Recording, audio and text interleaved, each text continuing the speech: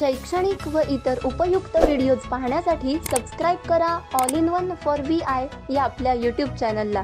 तसेच बेल आयकॉनला देखील क्लिक करायला विसरू नका, जेणेकरून नवीन व्हिडिओजचे नोटिफिकेशन्स हे आपल्याला सर्वात प्रथम प्राप्त होतील. व्हिडिओ आवडल्यास व्हिडिओला लाईक व आपल्या मित्रमैत्रिणींसोबत आणि नातेवाईकांसोबत शेअर करायला सुद्धा विसरू नका.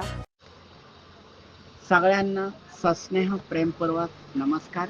All in one for VI या एज्युकेशनल व्हॉट्सअप ग्रुपवर, शैक्षणिक व्हॉट्सअप समूहावर तसेच शैक्षणिक यूट्यूब चॅनलवर गणिताच्या सत्रात मी आपले हार्दिक स्वागत करतो. सर्वप्रथम नववर्ष 2026च्या आपणा सर्वांना मनपूर्वक हार्दिक शुभेच्छा. हे वर्ष आपणा सर्वांच्या जीवनात सुख, समाधान, शांती, आनंद, समृद्धी घेऊन येऊ. निरामय निरोगी आरोग्य आपणास लागो. अभ्यास करण्याची प्रेरणा, स्फूर्ती, शक्ती आपणास मिळो ही ईश्वराचरणी विनम्र प्रार्थना. मित्रमैत्रिणींनो, गणितात आपण मूळ आणि संयुक्त संख्या कशा ओळखाव्यात हे बघितलं, पण ते 1 ते 99 किंवा 1 ते 100 पर्यंतच बघितलं. आता आपण 3 अंकी किंवा त्यापेक्षा अधिक अंक असलेल्या म्हणजे 3 अंकी, 4 अंकी, 5, 6, 7, 8, 9 अंकी मूळ संख्या कशा ओळखाव्यात याचा विचार करूया. ज्या संख्या सम आहेत त्या सर्वच संयुक्त आहेत. फक्त 2 ही समसंख्या मूळ आहे.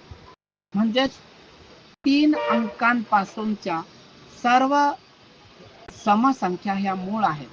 तसे 3 अंकी संख्यांपासूनच्या सर्व समसंख्या किंवा 4 या संख्येपासूनच्या सर्व समसंख्या त्या किती अंकी असो त्या संयुक्त आहेत.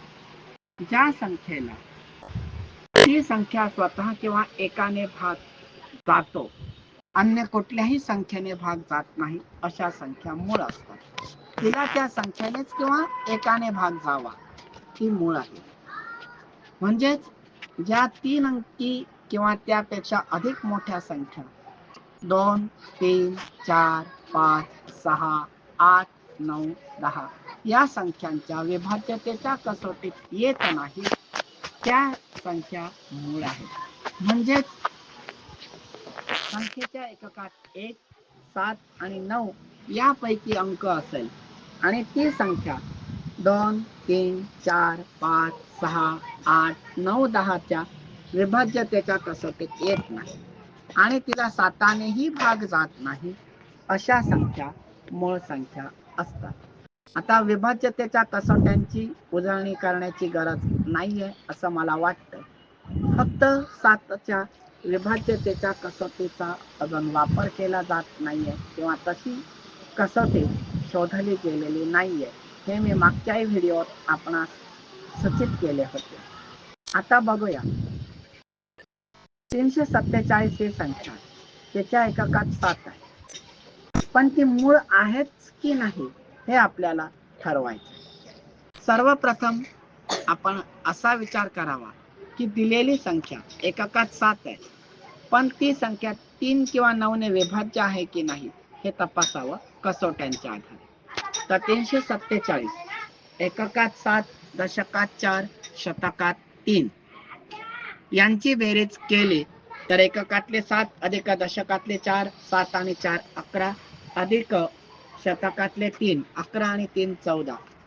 14ला 3ने भाग जात नाही, 14ला 9नेही भाग जात नाही, म्हणजे ही 3च्या आणि 9च्या कसोटीत येत नाही. पण तरीही ती विभाज्यतेच्या कसोटीत येत नाही, म्हणजे मूळ आहेत असे आपण ठरवू शकत नाही. तर 347ला 7ने पूर्ण भाग जातो की नाही तो विचार करावा लागेल. भागाकार करताना आपण शतकाकडून भागतो. 7ने 3ला भाग जात नाही, म्हणून दशकातले 4 3 या शतकावर घेतले. 34, 7 चौक 28 भाग गेला 4चा. 34 मधून 28 वजा केले, राहिले 6.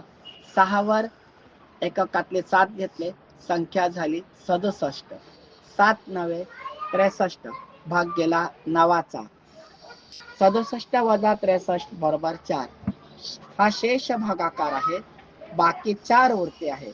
ज्या भागाकारात 1 पासून पुढे बाकी उरते तो शेष भागाकार, आणि ज्या भागाकारात बाकी 0 येते तो भागाकार निशेष असतो. तर हा शेष भागाकार आहे. म्हणजेच 347 ला 7ने पण भाग जात नाही. म्हणजे 2 ते 10 पर्यंत कुठल्याही संख्येने भाग जाणार नाहीये 7ला.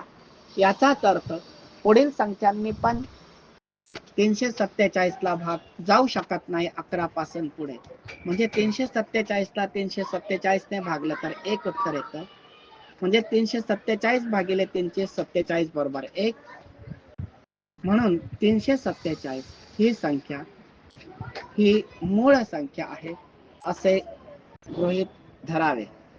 त्याचप्रमाणे जर आपण 12,449 ही संख्या घेऊया. एककात 9 आहे, पण ती मूळ आहेच असे आपल्याला म्हणता येणार नाही. यासाठी 3 आणि 9च्या विभाज्यतेच्या कसोटीचा वापर आपल्याला करायचा आहे अगोदर. आणि त्याच्यात जर ती बसली तर ती मूळ नाहीच, आणि बसली नाहीच विभाज्यतेच्या या दोन्ही कसोट्यांमध्ये, तर तिला 7ने भाग जातो की नाही हे तपासून बघावे लागते. 12,449 ही जी संख्या आहे, एककात 9, दशकात 4, तिनाच्या विभाज्यतेच्या कसोटीचा पडताळा घेऊया. एककात 9, दशकात 4, 9 अधिक 4 13, शतकात 4, 13 अधिक 4 17, हजारात 2, 17 अधिक 2 19, आणि 10,000 1, 19 अधिक 1 20. 20 ला 3ने भाग पूर्ण जात नाही, निशेष भाग जात नाहीये, 9नेही जात नाहीये. म्हणून 3 आणि 9च्या विभाज्यतेच्या कसोटीत ही संख्या येत नाही. पण 7ने भाग जातो की नाही याचा पडताळा घेणे गरजेचे आहे.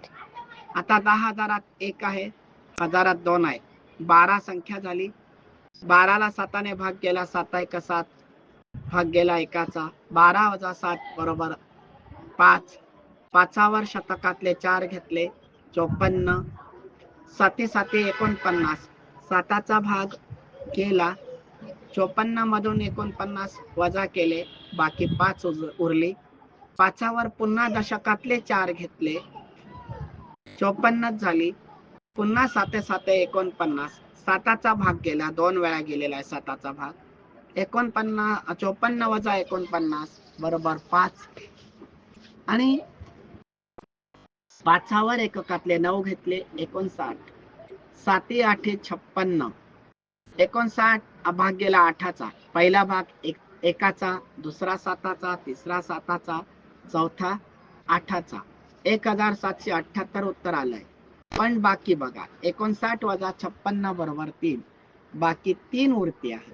म्हणून 12,449 ही पण संख्या मूळ आहे. अशा या 2 संख्यांवरून, 2 उदाहरणांवरून आपल्या लक्षात येईल की मूळ आणि संयुक्त संख्या कशी ओळखावी. जर ती संख्या 3 किंवा 9ने विभाज्य नसेल, ज्या संख्येच्या एककात 1 आहे, 7 आहे, 9 आहे, अशा संख्या फक्त 3ने किंवा 9नेच विभाज्य असू शकतात. आणि त्या 3 आणि 9ने विभाज्य नसतील आणि त्यांना जर 7ने भाग जात नसेल तर त्या संख्या मूळ आहेत हे गृहीत धरावे. तर या 2 उदाहरणांवरून मला वाटतं आपल्या हे अधिक लक्षात आलेले असेल. पुढील भागापासून आपण आपल्या स्पर्धा परीक्षांच्या तयारीसाठी जो जो काही गणिताचा भाग येतो, वर्ग आणि घन यांची बेरीज, वर्गमूळ, सरासरी वगैरे वगैरे प्रकार जे आहेत त्या प्रकारांविषयी आपण चर्चा करूया.